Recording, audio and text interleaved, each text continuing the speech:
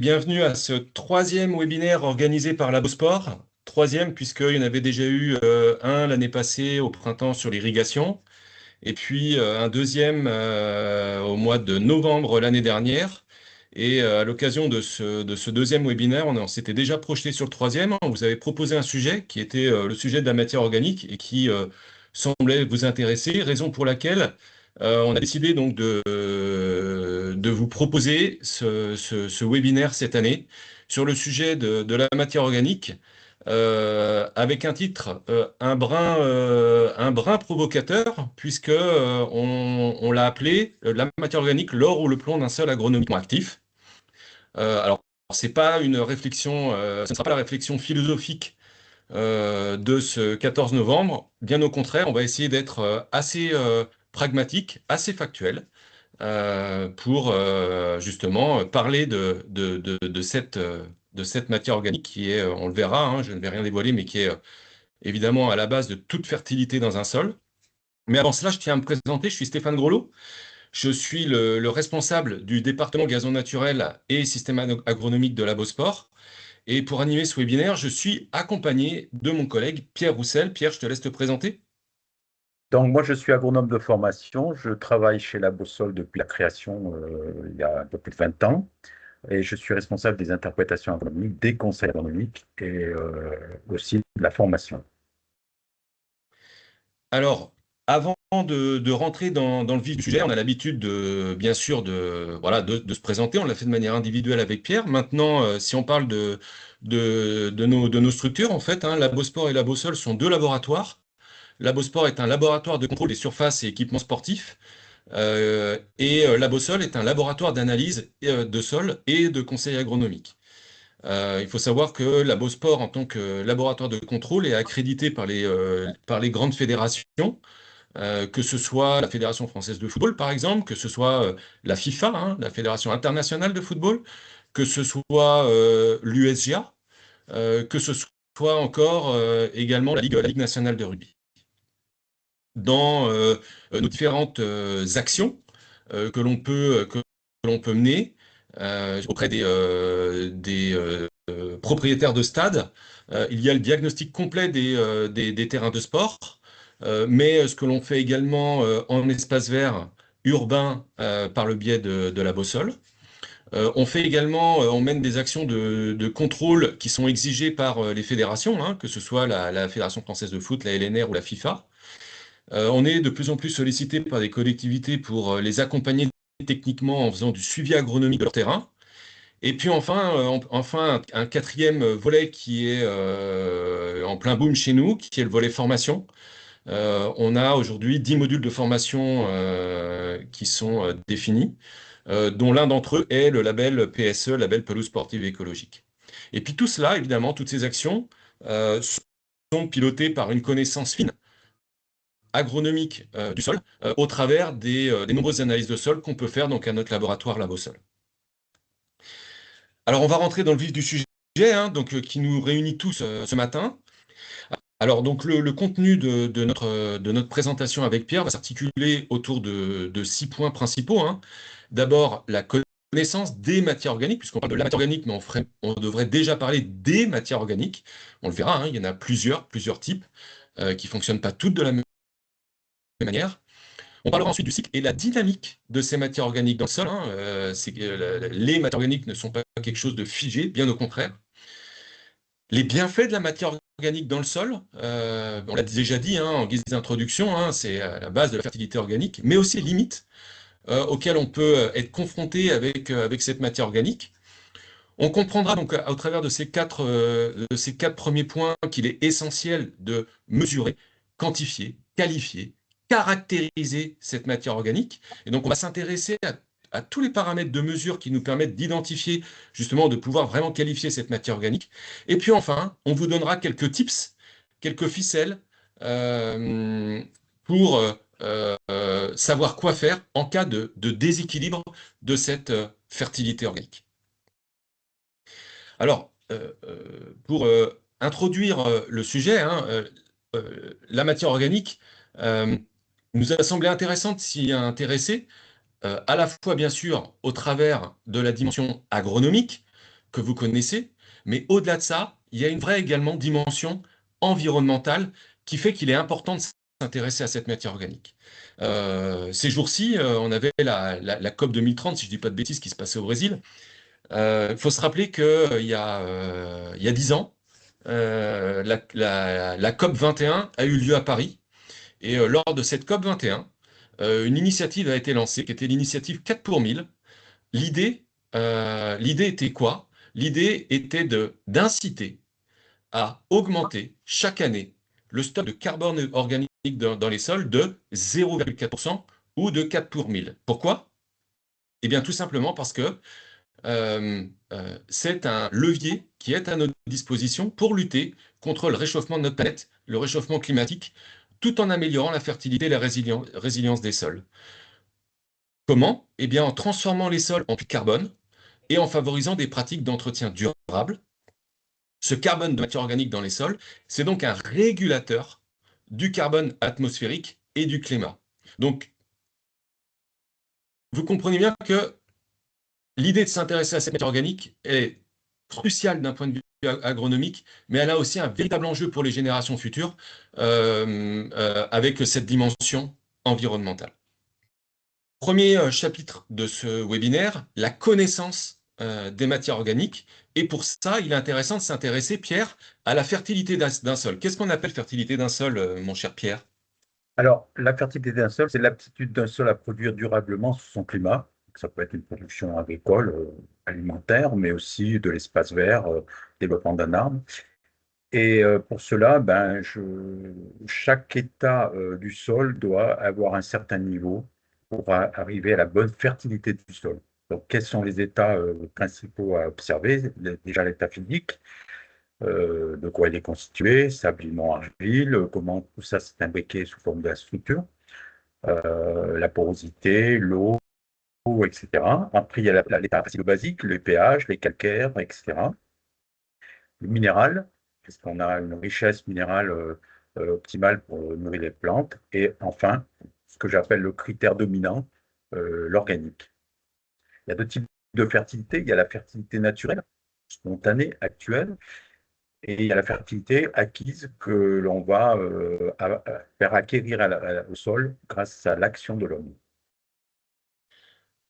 Alors, Pierre, ce webinaire, il est donc consacré à la matière organique. Je pense que ça serait intéressant si on définissait ce qu'on appelle matière organique. Alors, la matière organique, d'abord, ça s'oppose à la matière minérale. La matière minérale étant limon, argile, sable, limon, argile, et puis les minéraux dissous. La matière organique, elle, c'est différent. Ce sont des hydrates de carbone. Donc, déjà, il y a le carbone à l'intérieur, et ce sont les organismes vivants à un moment donné, puis morts en cours de décomposition. Donc, il peut y avoir des matières organiques d'origine des animaux, macro- et micro-organismes, des végétaux, vivants ou morts. Alors, on parle j'ai envie de dire, dans le langage commun, on parle de la matière organique, mais j'ai déjà évoqué le fait qu'on devrait plutôt parler des matières organiques. Euh, les matières organiques sont, en tout cas, la palette de matières organiques qu'on a à notre disposition est extrêmement large. Et avec Pierre, on a cherché à synthétiser dans un tableau les différentes, on va dire, les grandes catégories de matières organiques qu'on peut retrouver. Pierre, je te laisse la parole. Alors, on a classé ces matières organiques suivant le C sur N. Alors, qu'est-ce que c'est que C sur N? Je expliquerai tout à l'heure, mais c'est le rapport entre le carbone et l'azote du sol, de la matière. On a classé ici des matières de C sur N égale 600, c'est-à-dire 600 fois de carbone, plus de carbone que d'azote, jusqu'à des matières ayant un C sur N de 3 fois plus de carbone que d'azote. Évidemment, les caractéristiques varient ici. Donc, dans un premier temps, quand on a un C sur N élevé, c'est quasiment exclusivement d'origine végétale, de type fibre de bois, silure, donc le bois en règle générale est entre 200 et 600 de C sur N.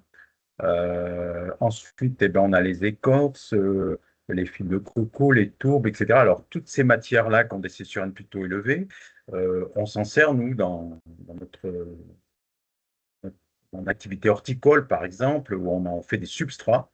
Et l'objectif des substrats, c'est uniquement un support physique et en aucun cas un support biologique ou chimique. Donc ce support physique, en fait, c'est à la fois pour l'ancrage et pour le rapport R-O des substrats. Ensuite, quand on descend dans les C sur N, eh ben, on va atteindre ce que j'appelle les précurseurs de l'humus, c'est-à-dire les composts, euh, les fumiers, etc., qui ont des C sur N entre 10 et 25, c'est-à-dire qui sont un peu plus aboutis en termes de dégradation, pour après finir dans le sol sous forme d'humus. Alors, il existe de nombreux types d'humus, mal évolué ou humus jeune, bien évolué, à évolution rapide. Vous voyez que les C sur N, ça va de 12 à 8. Euh, et donc, c'est sur cette tranche-là qu'on a le fameux pool organique du sol. Ensuite, quand on a des C sur N un peu plus bas, alors c'est plutôt d'origine animale et ça n'a pas une fonction abondante, c'est-à-dire amélioration du taux d'humus, c'est plutôt un objectif de fertilisation, de fertilisant organique pour qu'il y ait une minéralisation rapide et des minéraux à disposition de la plante. Donc, ce tableau, finalement, est une belle synthèse qui nous montre à la fois que des matières organiques, il y en a de nombreuses, et ça va du moins décomposé au plus décomposé. Et évidemment, les propriétés qui en découlent sont très variables aussi. Alors, si on avance un petit peu, on a bien compris que tu as beaucoup insisté sur l'humus, hein, sur ce tableau-là. Je pense qu'on peut aller un petit peu plus loin dans ce qu'est l'humus. Alors, l'humus, c'est une matière qui est aboutie aux alentours d'un C sur N10 et qui, en fait, va se lier à la matière minérale. C'est un phénomène très particulier qu'on trouve que dans les sols. Cette intimité entre la matière minérale, entre l'argile et la matière organique qui est l'humus. Cette intimité, elle se fait au niveau atomique, puisque c'est les calciums ou qui sont bivalents au magnésium qui font le lien, qui font du coup la structure. On a plusieurs types d'humus. Humus jeune en formation, humus stable à évolution lente qui est colloïdal, qui va aussi servir à stocker les minéraux, et une humus à évolution rapide. Sa minéralisation, c'est-à-dire sa redécomposition en matière minérale, se fait entre 0,5 et 3%. Donc, vous voyez qu'un humus qui est bien stable, ça ne va pas disparaître du jour au lendemain. L'évolution est entre 30 ans et 200 ans pour qu'il n'y ait plus d'humus. Pour autant, vous verrez plus tard, on vous expliquera, il faut quand même l'entretenir, ce humus. Alors, docteur Pierre, moi qui suis ton jeune padawan, j'aimerais bien que j'entends souvent parler d'humus et de substances humiques. J'aimerais bien que tu m'expliques les différences entre les deux. Alors, il existe à l'intérieur de l'humus plusieurs subtypes de substances, des acides humiques, des acides fulviques, les humides. Vous voyez qu'ici, les formules, j'ai osé mettre des formules, mais ce qui compte, c'est que finalement, ce sont des masses moléculaires très importantes, repolymérisées par les bactéries, dont les C sur N sont entre 8 et 10, 8, 10, 11. Et c'est toute l'activité, je dirais, des animaux et des microbes, enfin champignons, bactéries, et puis des vers de terre, etc., qui vont transformer, qui vont véritablement être les acteurs de l'humification. Alors, maintenant qu'on a défini cette matière organique, on va rentrer donc dans le deuxième chapitre où on va s'intéresser au cycle et à la dynamique des matières organiques dans les sols. Je crois que pour débuter ce chapitre, il est pertinent de s'intéresser au cycle du carbone, n'est-ce pas? Oui. Alors, le cycle du carbone est très intéressant, très complexe, mais là, on l'a mis de façon simplifiée, tout simplement parce que je veux mettre en avant le côté photosynthèse, c'est-à-dire qu'est-ce que c'est que la photosynthèse? C'est l'absorption du CO2, le même CO2 qui est responsable du réchauffement climatique. La respiration et la décomposition, c'est un peu le rétropédalage de la photosynthèse parce que aussi bien les plantes que les animaux ont besoin de consommer ce végétal pour prendre de l'énergie, pour reprendre de l'énergie. Voilà. Les océans peuvent absorber le CO2, stocké dans les organismes marins comme les coquillages, etc. Ou les sédiments. Et après, il peut y avoir un stockage géologique de type roche calcaire ou les combustibles fossiles de type gaz, pétrole, etc. L'activité humaine, en fait, va finalement transformer les énergies fossiles, c'est-à-dire ce qui a été finalement la photosynthèse il y a des millions d'années, qui a fait du charbon, du pétrole, du gaz, mais va les décomposer en vitesse accélérée, puisqu'on est passé en 150 ans de 275 ppm en CO2 à 400 aujourd'hui. Et vous voyez que cet écart ben, fait aujourd'hui le problème de l'effet climatique. Donc, Voilà. notre métier qui est finalement faire de la photosynthèse, quelque part, c'est-à-dire faire du végétal, ben, évidemment, on rentre complètement dans l'actualité du cycle du carbone. Et plutôt une Alors, solution qu'autre chose. alors intéressons-nous justement, Pierre. Tu insistes sur la photosynthèse. Je pense que c'est important justement qu'on y consacre un petit peu de temps. Alors, la photosynthèse, on peut la faire en 1 minute comme je vais la faire, ou voilà, il y aura des cursus complets c'est très complexe, mais en clair, grâce à l'énergie solaire, la plante, au sein de la chlorophylle, va faire, donc la chlorophylle, c'est l'usine à photosynthèse, va transformer le CO2 en matière organique, hydrate de carbone, et va rejeter en même temps l'oxygène. Donc ça joue sur l'oxygénation et aussi un puits de carbone. Pour vous situer, le bilan est très positif puisqu'un hectare de forêt peut capter chaque année 22 tonnes de CO2 et un gazon 10 tonnes de CO2. Donc vous voyez que ce n'est pas rien. Alors moi, je préciserai, Pierre, que effectivement, un gazon peut capter jusqu'à 10 tonnes de CO2 à une condition, c'est que ce gazon soit bien entretenu. Oui. Ça me paraissait Mais, essentiel mon cher Stéphane s'est dévoilé de ce le rappeler. qu'on va dire tout à l'heure. Eh bien, parfait. Alors passons à notre diapositive d'après et intéressons-nous désormais plus précisément au cycle de la matière organique. Alors, le cycle de la matière organique a été très, très étudié, évidemment, parce elle est assez complexe. En fait, la matière organique, bah, chaque année, les feuilles tombent, ou les branches, ou les arbres meurent et vont se dégrader. Il va y avoir une décomposition par fragmentation grâce aux insectes du sol, qui vont en clair se jeter dessus pour dégrader physiquement la matière. Grâce à cette dégradation, ben, évidemment, les insectes ils vont avoir à la fois l'alimentation et l'énergie pour pouvoir continuer. Et ensuite, ça sera pris un peu plus tard par des micro-organismes de type champignons qui vont dégrader la lignine, et après bactéries. Et tout ça va être recomposé en humus. C'est les fameux acides fulviques, acides humiques, etc. Et cet humus, globalement, c'est ce qu'on appelle le coefficient K1 d'humidification. Cet humus, un peu chaque année, va se redégrader en minéraux, hein. C'est ce qu'on appelle le coefficient K1, K2, qui est entre 1 et 3% par an, et va nourrir les plantes. Parce que cette minéralisation, le produit de cette minéralisation va relarguer de l'azote, du phosphore, du potassium, etc. Et le CO2 va être relargué. Donc, vous voyez, là, c'est un cycle, mais le cycle K2, évidemment, c'est un cycle ralenti, puisque c'est un petit poutième chaque année entre 1 et 3%. Ceci dit, vu la masse organique dans un sol, ce n'est pas négligeable, notamment en termes de quantification d'azote. Le sol Alors, fonctionne bien. alors, je pense qu'on a un deuxième, pour bien insister sur le cycle de la matière organique, on a un deuxième justement schéma qui représente également ce qui se passe dans le Alors, ce sol. deuxième schéma, sachant que le premier, bon, montrait le cycle, mais en fait, démontrer que le sol est un biodigesteur qui, euh, qui doit, qui doit bien fonctionner, sinon il y a accumulation, c'est ça qu'on va voir quand ça tombe en panne en termes de vie microbienne.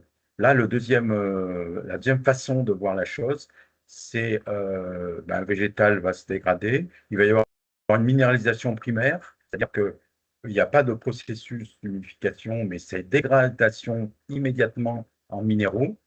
C'est par exemple, on fait une tonte, on laisse les déchets de tonte et avant la deuxième tonte, eh ben, tout est dégradé, tout a disparu parce que tout a été minéralisé, tout a été restitué en termes de minéraux. Ça, c'est la minéralisation primaire. Après, il y a la réorganisation et la formation d'humus, c'est le fameux coefficient K1, et cette reminéralisation secondaire au ralenti. Voilà. Donc, ça marche que quand c'est un sol qui est capable d'accueillir cette matière organique et de la dégrader, c'est-à-dire qu'elle est biologiquement active. Alors, voilà, on comprend bien que cette matière organique, elle n'est pas figée, ou en tout cas, elle ne doit pas être figée. Elle peut l'être, hein, potentiellement, dans certaines conditions, mais elle ne doit pas justement être figée. Il faut qu'elle évolue, il faut qu'elle se transforme. Et pour ça, il y a des acteurs qui sont absolument essentiels pour que cette matière organique puisse bien évoluer.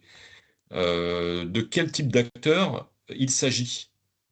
Ben, il s'agit de nos fameux vers de terre, insectes, etc., c'est la macrofaune qui va broyer, mélanger, commencer à travailler la matière et qui sera appris après, dans un deuxième temps, grâce à la microfaune, c'est-à-dire bactéries, champignons, finir le cycle et le transformer en humus. En fait, c'est une sorte de moteur biologique qui va broyer et transformer la matière en humus. Ce processus est unique dans le monde du vivant, hein. C'est dans le sol qu'elle se passe. Euh, et c'est comme l'humus est aussi spécifique des sols et il y en a nulle part ailleurs. C'est dans le sol et c'est issu de cette dégradation biologique. Les recherches sont importantes dans ce domaine pour bien comprendre à la fois le travail physique d'un macropone et le travail chimique des, des bactéries. Alors, Pierre, toi qui es à l'origine de la création du laboratoire La Bossole, bien sûr, tu sais que vous avez une typologie de clientèle qui est très large, hein. Ça peut être des collectivités pour les terrains de sport, ça peut être en espace vert, ça peut être en arboriculture, ça peut être en maraîchage, ça peut être en horticulture, ça peut être en pépinière, ça peut être en revalorisation de terres excavées. Chez Labosport, par contre, Labosport est focalisé sur les sols sportifs et notamment sur le gazon naturel. Euh, Quand on parle justement de matière organique, pour le gazon naturel, je pense qu'il est important de s'intéresser à ce que le gazon naturel lui-même est capable de produire, n'est-ce pas? Alors, les graminées, de façon générale, sont des très gros pourvoyeurs de matière sèche, de poussent en permanence, et fabriquent énormément de matière sèche. Donc ici, vous voyez que la biomasse aérienne, entre 6 et 12 tonnes de matière sèche par hectare, alors que et en plus, il faut ajouter les matières racinaires et débris qui sont 3 à 5 tonnes de matière sèche. Donc ça fait quand même, ça finit par faire beaucoup. Il y a une partie évidemment qui est minéralisée rapidement si le sol est biologiquement actif et une partie qui est humifiée en humus stable. Donc une fois qu'on a atteint le stade humus, ben, c'est un stade en quelque sorte, on a mis à l'abri la matière organique pour une dégradation lente et progressive pendant de nombreuses années. Mais encore faut-il arriver à ce niveau-là. Dans un sol biologiquement actif, on n'a pas de souci particulier. Vous voyez que lorsque ça fonctionne bien, eh ben, on peut avoir jusqu'à 2 tonnes d'humus stocké par an. Et c'est pour ça que les gazons de graminées, eh ben, on part des fois de 1% à la création, et 10 ans après, ben, on peut atteindre 3% de matière organique. C'est pour ça aussi que j'encourage régulièrement les agriculteurs qui passent dans leur rotation des périodes qui mettent dans les rotations des prairies temporaires ou aux arboriculteurs en herber les interrants ou les viticulteurs ou même les maraîchers qui peuvent faire aussi des scipans, mais à base de graminées parce que ça pousse très vite, c'est très pourvoyeur de matière sèche. Par contre, Alors, si le sol n'est pas biologiquement actif, là, on a un problème, c'est que cette matière qui est produite en très grosse quantité va s'accumuler et c'est là qu'on va avoir vraiment une information de faute. Alors ces chiffres-là, Pierre, ils sortent pas du chapeau comme ça, hein. Il y a eu un certain nombre d'études scientifiques qui ont été faites, beaucoup aux États-Unis, mais pas seulement. On vous a mis d'ailleurs les sources d'où viennent ces chiffres qu'on vous annonce là. Pierre, j'aimerais que tu nous en fasses un petit résumé. Ben là-dessus, sur cette courbe, en fait, on montre l'objectif de fabrication de matières sèches, évidemment avril-mai et puis septembre-octobre. Hein. Donc, on a une quantité, alors pour un sol qui aurait été bien fertilisé, donc qui est stimulé en termes azotés pour la croissance. Si on a une tonte restituée, c'est-à-dire mulching, on produit entre 1,7 et 2,3 tonnes par hectare et par an. Et si les tontes sont exportées, on a beaucoup moins. Alors, les gens vont me dire, ben, il faut faire que du mulching, vendre que des tondeuses à mulching. Attention, il faut que le sol soit biologiquement actif. Quand une collectivité me demande est-ce que je dois, qu'est-ce que vous pensez du mulching, je leur réponds, tout dépend votre sol, si il est biologiquement actif. Faites une analyse et je vous dirai ce que j'en pense. Euh, c'est une considération pour moi essentielle dans le choix des tondeuses, mulching ou pas. Alors, on comprend Bien bien. souvent, le mulching, excuse-moi, le mulching est motivé pour des histoires de coûts d'évacuation des déchets de tonte, etc. Mais en fait, il faut absolument s'assurer que ces déchets de tonte soient reminéralisés et humifiés en permanence pour ne pas avoir des problèmes d'accumulation comme le feutre. Alors, on comprend bien pour le gazon, c'est aussi valable pour les prairies permanentes, que on a une part de la matière organique qui va être sortante, exportée. On a aussi une quantité de matière organique qui est entrante, qui est importée. On parle de bilan humique. Voilà, le bilan humide, c'est quoi? C'est la variation de la teneur de matière organique du sol, c'est-à-dire entre les entrées, soit résidus de culture, soit les apports d'intrants organiques, moins ce qui se minéralise chaque année. Il faut faire le bilan régulier parce que l'objectif, c'est, bah, si on est trop bas, c'est augmenter, mais si on est à bon niveau, c'est de ne pas baisser. Vous voyez, donc il faut absolument faire un monitoring régulier de cette matière organique. Alors, évoquons maintenant notre troisième chapitre. Euh, on a dit tout à l'heure que la matière organique était à la base de la fertilité d'un sol. Intéressons-nous donc aux bienfaits de cette matière organique. Pourquoi est-elle à la base de la fertilité d'un sol? Elle est à la base de la fertilité d'un sol parce qu'elle rentre dans tous les éléments, dans tous les critères qualitatifs d'un sol. Elle a un rôle chimique. C'est à la fois un réservoir en nutriments par sa constitution lorsqu'elle se minéralise, mais aussi par sa capacité de stockage au sein du complexe argilo-humique. Elle joue un effet tampon, notamment au niveau des pH, de la salinité, etc. Elle a un rôle physique parce qu'elle permet de contenir, d'améliorer les qualités de l'argile, notamment. Elle améliore la structure et elle augmente la capacité de rétention en eau. Et puis elle a un rôle biologique, c'est-à-dire c'est à la fois la source d'énergie de la vie du sol, en quelque sorte, et l'habitat aussi de cette vie du sol. Euh, voilà. Alors, qu'est-ce que je peux dire d'autre? 1% de matière organique, c'est 20 milliéquivalents par kilo, donc c'est pas négligeable. Euh, Alors, donc c'est pas justement, négligeable, y compris pour les sols sableux. Euh, voilà. justement, hein, tu as évoqué le complexe ergonomique, tu as évoqué la capacité d'échange cationique. On a fait un petit tableau comparatif de l'impact de différents constituants ou, ou potentiellement intrants sur la capacité d'échange cationique d'un sol. Alors ça, j'ai des questions très régulièrement là-dessus. C'est pour ça qu'on s'est permis de faire cette diapo. En clair, je mets combien de zéolite, combien je vais faire monter ma CEC, surtout dans les sols sableux.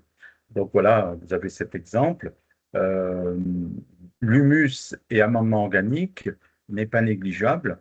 Et 5 à 8 tonnes hectares de cet humus va augmenter de 10 milliquelins par kilo la CEC. Sachant que dans un sable pur, la CEC est de 3-4 milliquelins par kilo.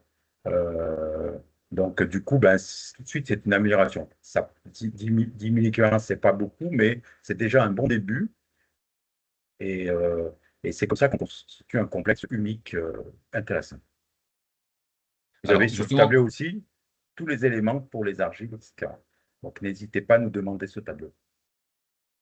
euh, pour justement constituer un sol équilibré, j'imagine que il faut que la matière organique atteigne un certain niveau dans le sol auquel on est confronté. Alors, pour cela, on a des normes. En terrain de sport, c'est mieux structuré déjà qu'en espace vert ou même dans d'autres métiers. En terrain de sport, on a la norme 90-113. Alors, qu'est-ce qu'elle dit, cette norme? Qu'il faut être entre 1 et 3% sur les terres sables. Donc vous allez me dire que la fourchette est grande. Je dirais qu'à la création, on peut être à 1% et progressivement, par l'auto-fabrication de l'humus grâce aux graminées, eh ben, on va en quelques années arriver à 3%. Moi, je préfère me situer aux alentours de 2% assez rapidement pour avoir des bons critères de l'état organique. Ensuite, on a les substrats élaborés qui sont à base de sable, qui sont aussi, la norme nous indique aussi entre 1 et 2%. Bon, 1%, c'est le minimum. Donc, ben, plus on peut gagner au-dessus d'1%, mieux c'est en termes de fertilité, de pouvoir tampon, etc. Et surtout, c'est important de ne pas mettre n'importe quelle matière organique. Il faut que ce soit une matière organique qui soit à un moment donné transformée en humus, c'est-à-dire que dans le sol, cette matière organique finisse entre 8 et 12. Alors, Dans le domaine des espaces verts, on a une norme, la 44 551, qui est la norme terre végétale. C'est une norme qui est entre 3 et 15% de matière organique, donc c'est très, très large. Moi, je recommande entre 2,5 et 4%. Il ne faut pas aller trop loin, il faut qu'il y en ait un minimum. Pas aller trop loin, parce qu'après, on verra tout à l'heure les inconvénients de l'excès de matière organique. Et pour les sols maraîchers, 3-4%, d'autant plus on est en sol, par exemple, en agriculture biologique. Et les sols agricoles, ben, quand on a 2%, on est content. Euh, donc, c'est 2% en poids. alors, on voit que quand même, il y a dans tes recommandations, Pierre, qui sont soit basées sur un cadre normatif, soit basées sur tes connaissances et ton expérience agronomique. On voit quand même que les fourchettes sont relativement larges. Je crois qu'il y a un paramètre essentiel pour nous guider justement pour réduire cette fourchette, c'est de faire le lien entre la teneur en matière organique appropriée et la texture du sol auquel on est confronté. Voilà, donc on a un triangle des textures, argile, limon, sable. Et à l'intérieur, donc ici, il y a le taux de carbone. Ce n'est pas transformé en matière organique, il faudrait multiplier par un 112 pour avoir la matière organique. Mais en fait, on voit bien. Alors, quand on a beaucoup d'argile, comme ici, il faut qu'il y ait des taux très importants de matière organique. Pourquoi? Parce que sinon, l'argile, ben, on n'en fait pas grand-chose. On ne fait pas une belle structure, on en fait de la poterie, mais on ne fait pas un bon sol. Donc, il y a une proportionnalité. La teneur en matière organique doit représenter 17 à 24% de la teneur en argile. Malgré tout, les sols sableux, c'est là qu'on voit, on a un minimum parce que finalement, quand c'est 100% sable, on n'a plus de complexe argileux et on n'a que le complexe humique pour en faire rétention en eau, rétention des minéraux, etc. Donc, il y a pas que l'argile, il y a une proportionnalité vis-à-vis d'argile pour faire une belle structure, mais quand on est dans des substrats sableux, le taux de matière organique ne doit pas être négligé, c'est ce que nous donnent les normes sur les terrains de sport, par exemple. Alors, ce que je propose désormais, c'est d'aborder notre quatrième chapitre, qui est donc les limites après avoir vu les bienfaits, les limites de la matière organique dans les sols. Et pour introduire ce sujet, avec Pierre, on a souhaité vous partager avec vous quelques photos de situations qu'on rencontre régulièrement sur les terrains de sport. Ça peut être du terrain de sport de haut niveau, ça peut être aussi des terrains communaux. Vous avez par exemple, on va commencer en haut à gauche avec les deux photos que vous avez de profil. Ces deux photos, ces deux profils ont été réalisés sur un seul et même terrain.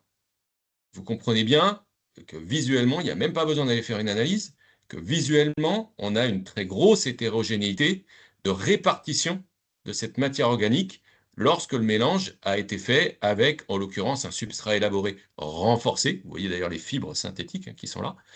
On voit que là, on a eu une problématique qui était liée à vraiment un gros défaut, une grosse hétérogénéité de répartition de la matière organique.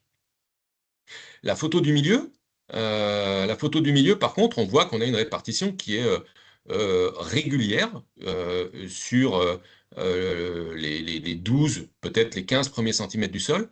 On est typiquement sur une construction de substrat élaboré, renforcé aussi. Donc la partie sable amandé sur la partie supérieure du profil, et puis la partie sable pur sur la partie inférieure qui est beaucoup plus claire. À droite, clairement, on voit que sur un substrat comme ça, on a très très peu de matière organique, quelques points, ici et là. On a un vrai déficit de matière organique sur ce substrat-là. Euh, à l'origine, c'est un substrat élaboré, donc forcément avec un pouvoir tampon relativement bas, mais sans matière organique, cela ne fait qu'accentuer la problématique.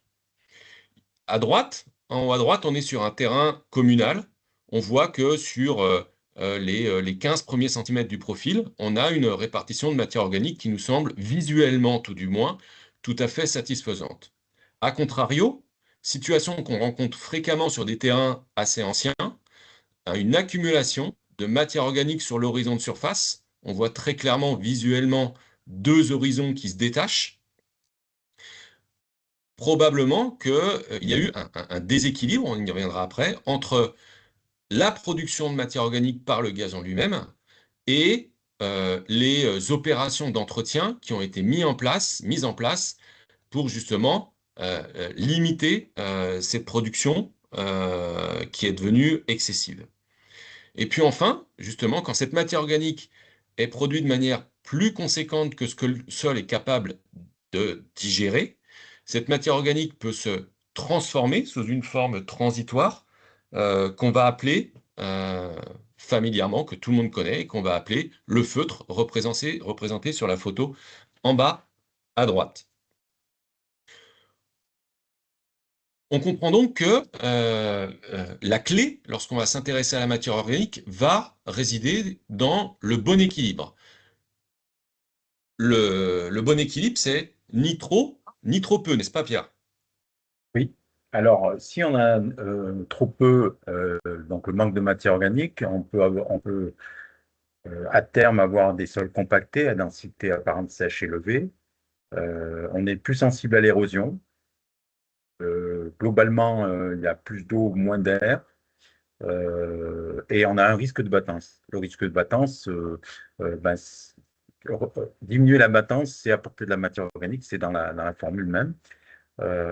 Ensuite, on a une vie biologique du sol qui est au ralenti, voire absente, puisqu'on n'a pas l'habitat ni la nourriture pour les micro-organismes. Et évidemment, ça laisse l'espace libre pour les pathogènes du sol. Du coup, on a une très faible CEC, peu ou pas de complexe argile-humique si c'est un sol sableux. C'est un sol qui globalement est peu fertile et fournit très peu de nutriments aux végétaux puisqu'il y a une très faible minéralisation.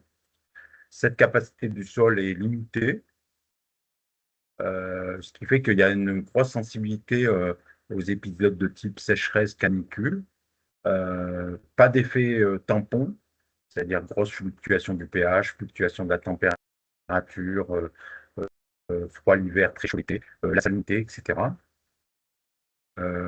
Et globalement, ben, ça répond pas tellement, c'est en contradiction avec l'initiative environnementale 4 pour 1000, voilà. Mais ça, c'est quand on n'en a pas suffisamment, donc ça plombe un peu la qualité du sol, un peu beaucoup même. Mais quand on a trop de matière organique, ça plombe aussi dans l'autre sens. Un sol trop riche en matière organique entraîne un sol trop souple, des formations, Donc, ça peut être des formations par les joueurs, mais ça peut être aussi un tracteur qui passe et qui va faire d'énormes ornières, ou même la tondeuse. Une densité donc à pente sèche faible, ça peut aller jusqu'à 1. Risque d'eutrophisation, formation de feutres, c'est des foyers de conservation et de développement de pathogènes.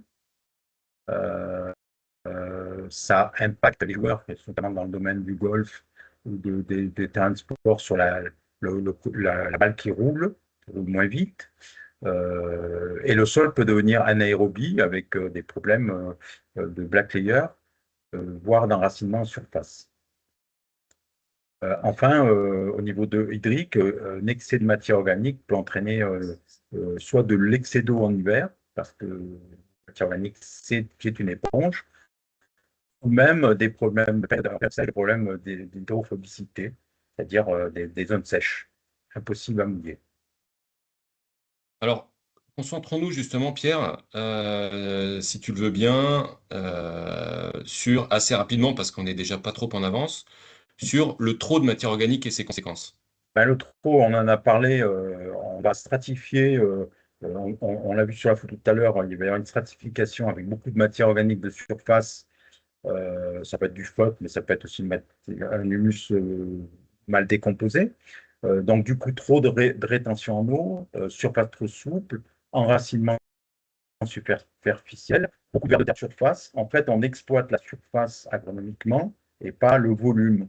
Et donc, ça se fait au détriment des racines, de l'arrachement et de la capacité de sol d'avoir des caractéristiques intéressantes.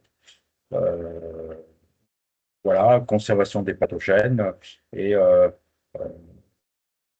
ça peut être aussi, si cette matière, comme le feutre, évolue mal, donc un C/N plutôt élevé, au-dessus de 12, d'avoir des fins d'azote. C'est-à-dire que les bactéries vont vouloir consommer l'azote minéral du sol pour faire la humidification, au détriment, évidemment, de l'azote minéral pour la plante. Donc, on peut avoir des fins d'azote. Alors, on a aussi évoqué la problématique du feutre. Est-ce qu'on peut rentrer un petit peu plus dans le détail? Bah, le feutre, donc, c'est cette matière qui reste en surface, hein, soit un feutre extérieur, soit un feutre légèrement intérieur. Hein.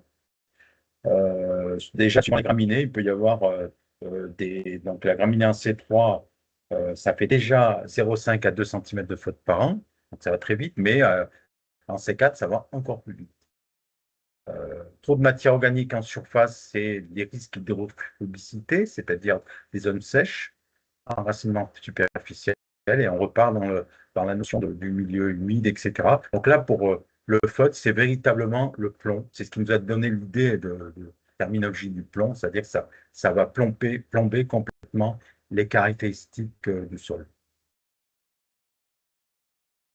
Alors, évoquons désormais les différents paramètres de mesure que l'on a pour aller justement analyser, encore une fois, qualifier, caractériser la matière organique dans les sols. On a plusieurs leviers aujourd'hui à notre disposition.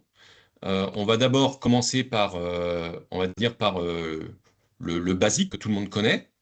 Alors le basique n'est pas tant basique que ça, parce que moi, depuis la création du labo, j'ai absolument voulu, quand je fais la teneur de matière organique, de faire systématiquement de C sur N, parce que vous avez bien compris que une matière organique, eh ben, c'est pas suffisant, il nous faut aussi la qualifier, et c'est le C sur N. Donc, on fait la masse organique, l'azote contenu dans la matière organique et le rapport C sur N. Chez Labosol, systématiquement, tous ces éléments sont réalisés à tous les menus. Alors, euh, tu évoques le C sur N. Rentrons un petit peu plus dans le détail. Moi, je suis très attaché au C/N parce que pour moi, c'est un indicateur long terme du bon fonctionnement du pool organique et de l'état biologique du sol. Je suis en train de dire. Mais en réalité, c'est ça. Ça nous donne le passé. Est-ce que le sol a bien fonctionné depuis longtemps? Ou est-ce où il y a un problème, il y a une accumulation et cette humidification et minéralisation, ce cycle se fait bien ou pas? Au-dessus de 12, on peut dire que la vie microbienne, elle fonctionne difficilement. Et du coup, ça entraîne cette accumulation qui peut être du feu, par exemple. Donc, grâce au C sur je peux donner des questions beaucoup plus pertinentes sur l'état organique et sa capacité d'évolution. Alors, évoquons un autre critère de mesure qu'on appelle de manière simplifiée le FMO. FMO étant les initiales de fractionnement de la matière organique. Alors, l'objectif, c'est de faire ce qu'on appelle la granulométrie organique ou fractionnement de matière organique, c'est-à-dire aller voir la matière organique libre, c'est-à-dire libre dans les sables qui ne sont pas liés au sable, et liée aux argiles. En plus, c'est lié de façon chimique avec pour faire le complexe argile-humique. Et donc, pourquoi on fait ça? Parce que comme on ne peut pas déterminer de façon analytique précis l'humus, il faut qu'on trouve des méthodes détournées pour essayer de définir l'humus, de qualifier l'humus. Et évidemment, ce qui est matière organique liée, ben, on va dire que c'est l'humus. Du moins qu'on s'approche du humus. Ce qui est libre, c'est la matière organique transitoire dans les sables fins et fraîche dans les sables grossiers. Quand on est dans le cas de feutre, et bien évidemment, on a énormément de libre et labile, mais surtout libre, c'est-à-dire la matière pas décomposée. Donc ça nous permet d'aller plus loin dans nos conseils euh, pour comprendre si le sol humidifie bien et si le sol minéralise bien, parce qu'évidemment, dans chaque état, évidemment, je fais le C sur N. C'est-à-dire Alors, que j'ai tu la matière parles, organique libre et son C sur N. J'ai la matière organique liée et son C sur N. donc Pierre, tu évoques le fait que tu te sers justement de ce fractionnement de matière organique pour ajuster, affiner tes conseils. Est-ce que justement tu peux, cette diapositive, je crois, résume l'intérêt agronomique que présente cette mesure? Oui, parce que avec son C sur N, ça nous donne la dynamique de dégradation. Et donc, qu'est-ce qu'il y a dans la matière organique libre? Si dans ce compartiment, il y a une accumulation, c'est qu'il y a déjà un problème. Et souvent, ce problème, on le constate en supplément avec un C sur N plus élevé. Évidemment, la matière organique liée, s'il y en a en grosse quantité, ça veut dire que finalement, l'humus, la matière organique est bien arrivée au bout du chemin de l'humification. Quand je dis au bout du chemin, c'est jusqu'à la stabilité. Et puis après, il y a un poutième chaque année qui se minéralise, évidemment. Alors, on a bien insisté sur notre deuxième chapitre que la matière organique n'était pas figée, tout du moins il fallait éviter qu'elle se fige dans le sol, elle devait se transformer, évoluer. On parle de dynamique, on parle de cycle de la matière organique, et pour ça, il y a des acteurs, on l'a aussi évoqué, hein, des macro, des micro-organismes qui sont essentiels.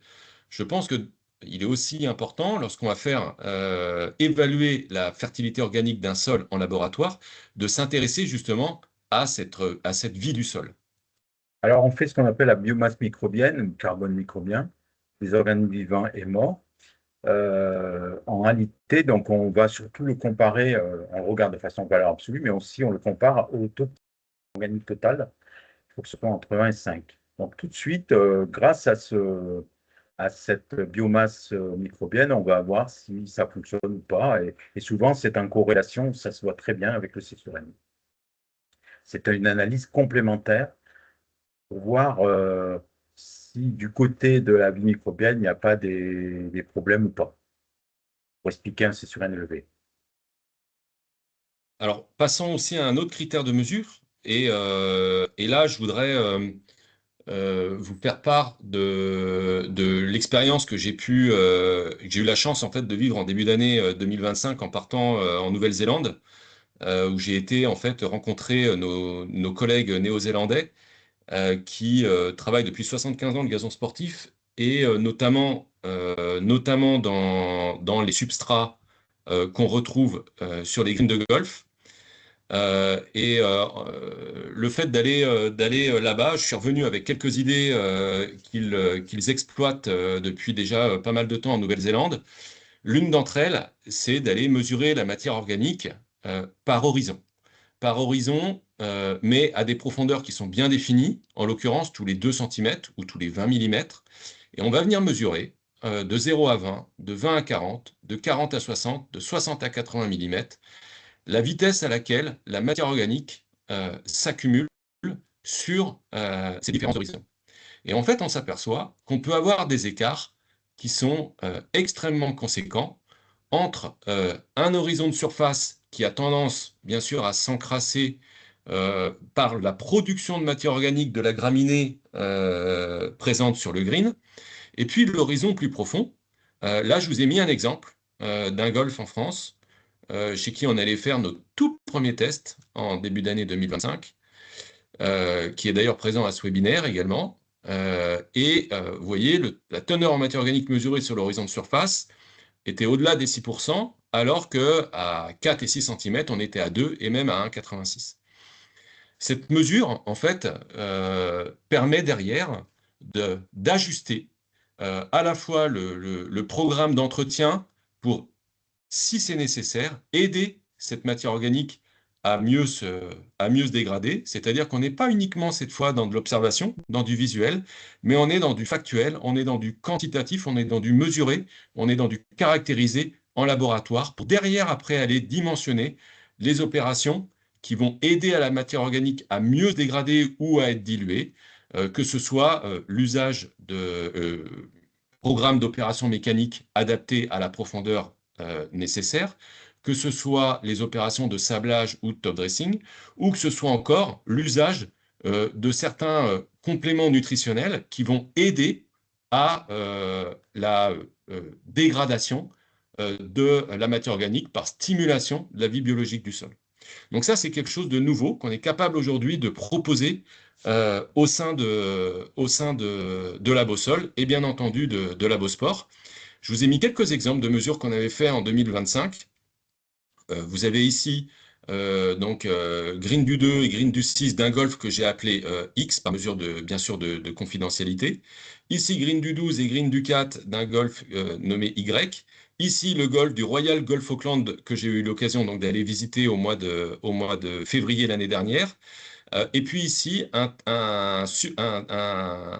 une mesure effectuée sur un terrain d'un centre d'entraînement d'un club pro de Ligue 1 en France, donc sur substrat élaboré renforcé, et qui venait tout juste d'être scalpé. Donc on était quasiment sur un substrat qui était propre, où on voit qu'on a des teneurs en matière organique sur les différents horizons, à 2 cm, à 0,2, 2,4, 4,6, 6,8, qui sont relativement basses. Par contre, on s'aperçoit, donc sur ces greens-là, qu'on a une hétérogénéité qui est très forte sur les différents horizons. Et c'est quelque chose, justement, qui va nous aider à guider l'intendant sur les opérations mécaniques, sur ces opérations de sablage, quel type de sable, à quelle quantité, à quelle fréquence, etc., etc., pour justement essayer d'harmoniser la teneur en matière organique sur l'horizon. Ça, c'est deux graphiques qui m'ont été fournis par nos collègues néo-zélandais où ils ont monitoré justement cette teneur en matière organique. C'est quelque chose qu'ils font entre 1 à 4 fois par an sur les golfs en fonction du niveau du prestige du golf auquel il y a affaire et l'exigence du jeu. Et vous avez ici un golf qu'ils ont suivi vous voyez, entre les années 2006 et 2017. Et on voit qu'on a une corrélation entre la teneur en matière organique sur l'horizon de surface, en l'occurrence le feutre, sur les 20 premiers millimètres. On a une corrélation entre cette teneur en matière organique et le nombre d'applications fongicides qu'il a été nécessaire de faire sur ce parcours. Dans les années 2006, 2007, 2008, il avait une teneur en matière organique qui était relativement élevée, qu'il a cherché à diluer par des opérations de sablage régulières, par un programme de fertilisation adapté. Et puis ensuite, parce que les moyens budgétaires sur le golf étaient plus les mêmes, il n'a pas pu pouvoir maintenir les opérations telles qu'il faisait, et on voit la matière organique qui a tendance à nouveau à s'accumuler. Et si on suit les applications fongicides, eh bien, elles sont totalement corrélées à cette teneur en matière organique. Quand la teneur en matière organique de feutre sur l'horizon de surface baisse, le nombre d'applications fongicides dans l'année baisse. Et puis, dès que la teneur en matière organique a tendance à augmenter, on voit que forcément, le risque pathogène a tendance à être plus important. Une autre également mesure un petit peu, des mesures un peu nouvelles qu'on peut également faire pour aller mesurer la fertilité organique des sols, c'est ce qu'on appelle la cinétique de minéralisation du carbone, où on va venir reproduire la minéralisation du carbone en laboratoire pour essayer de comprendre comment ce carbone va se minéraliser au fil du temps. Et puis, une autre façon également de le mesurer, c'est de pouvoir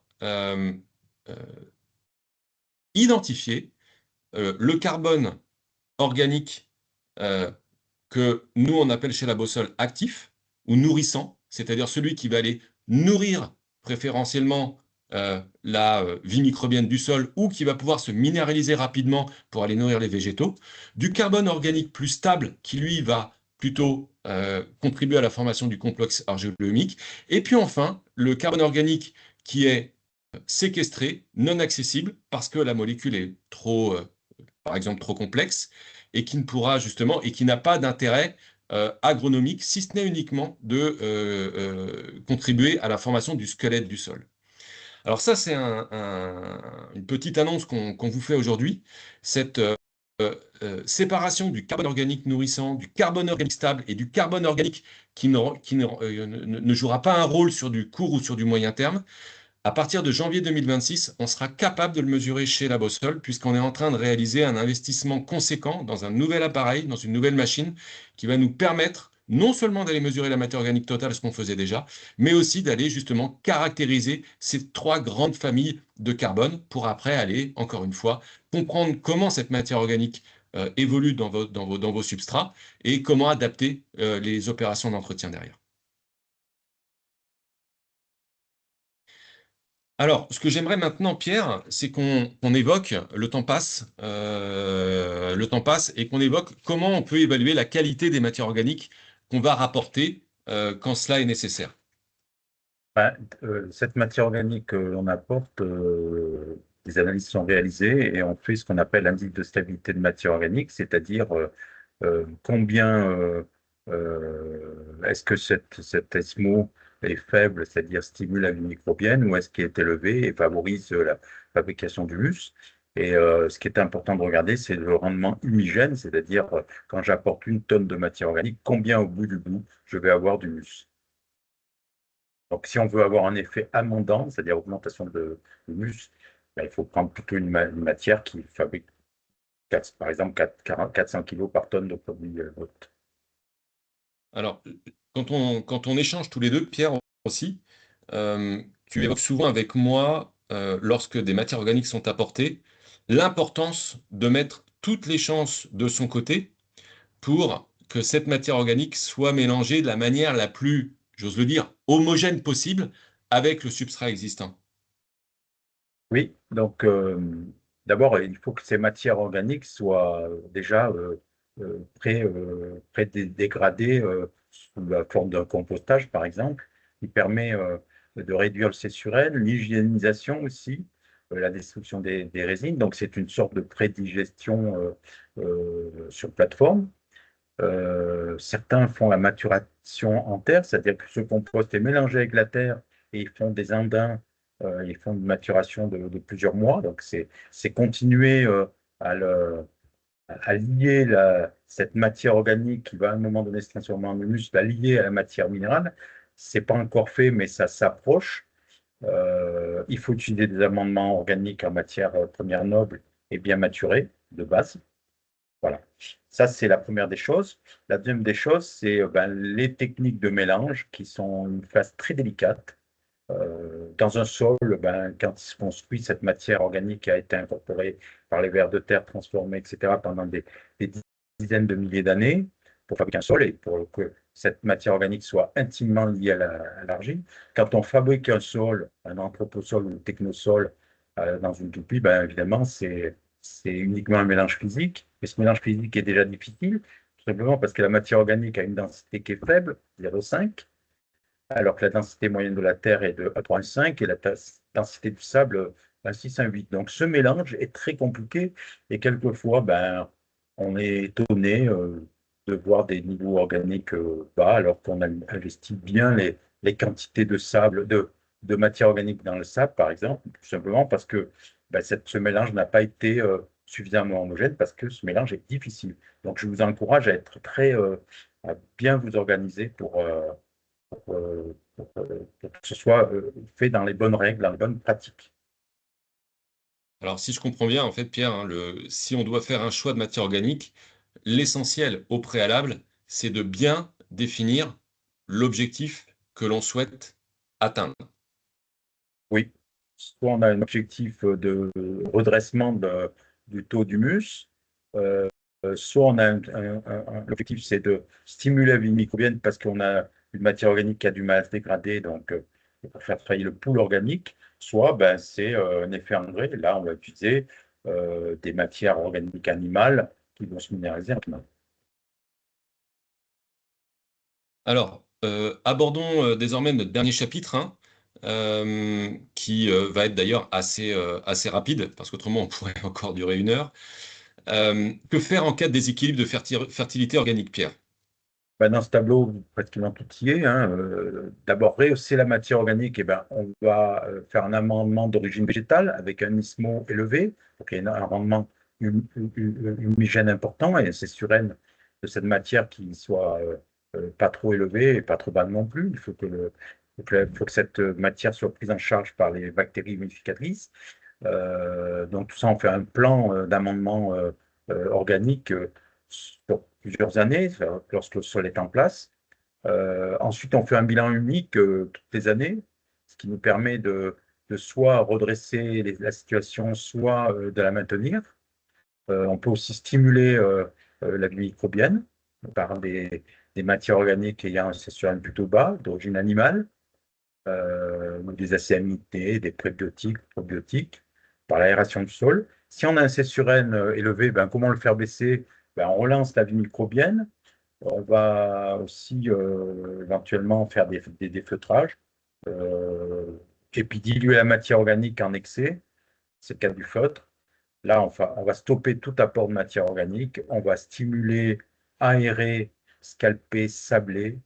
L'objectif, c'est de diminuer cette matière organique, soit par une digestion accélérée par les micro-organismes, donc de l'air et des nutriments pour les micro-organismes, soit carrément physiquement, on va l'extirper, c'est le défeutrage, soit ben, on va le diluer, c'est-à-dire que plus on rajoute du sable, plus on va diminuer le taux en pourcentage. Alors, on arrive quasiment à la fin de ce webinaire, hein. Notre heure est déjà passée depuis quelques minutes. Euh, Vous l'aurez compris, hein, la fertilité organique d'un sol est essentielle pour que ce sol puisse être euh, euh, performant. Il est donc important de pouvoir bien caractériser la matière organique dans les sols, raison pour laquelle, chez la Bossol, on a développé, on a articulé notre offre d'analyse autour de 4 pôles. Le premier pôle, c'est le pôle quantitatif à gauche, où on vient mesurer à la fois le taux de matière organique totale et puis le rapport C/N, qui nous donne déjà une bonne indication de comment cette matière organique évolue. Ensuite, on a un deuxième pôle qui est le pôle qualitatif, dans lequel on peut aller fractionner la matière organique, donc faire le fractionnement de matière organique pour distinguer la matière organique libre de celle qui est liée. On peut aussi, et ça c'est donc nouveau à partir de janvier, caractériser le type de carbone organique qu'on a dans les sols en distinguant le carbone nourricier, actif, énergétique, celui qui va nourrir, du carbone stable, donc celui qui forme l'humus, et enfin le carbone séquestré qui est non accessible. On a un troisième pôle qui est le pôle biologique, où là, on va aller évaluer comment l'activité de nos travailleurs, de nos acteurs, en allant mesurer la biomasse microbienne et le carbone microbien, en dénombrant par exemple les organismes vivants et les organismes morts dans le sol. Et puis enfin, on a ce quatrième pôle, le pôle stratigraphique, qui aujourd'hui est un pôle qui est plus focalisé soit pour les greens de golf, soit pour les terrains en substrat élaboré ou élaboré renforcé, où on va aller monitorer 1 à 4 fois par an la matière organique par horizon, tous les 20 millimètres, pour pouvoir ensuite adapter les opérations d'entretien. On terminera avec une conclusion, Pierre. Je crois que ce qu'il faut retenir, c'est ni trop ni trop peu, juste ce qu'il faut. Voilà. Tu n'as rien d'autre à nous dire de plus que ça? Non, ben, je pense qu'on a tout dit. C'est l'ambivalence entre tout le trop comme le pas assez. Trop, ça peut être super, ça peut être l'or, mais ça peut devenir du plomb quand c'est en excès. Et pas assez, ben, on a des propriétés physiques, et chimiques et biologiques du sol qui ne sont pas en rendez-vous. Et donc la fertilité se casse la figure. Donc Alors moi, plus j'aimerais qu'on retienne justement ce concept global qui est, bien sûr, ni trop ni trop peu, juste ce qu'il faut, et surtout de la matière organique de qualité.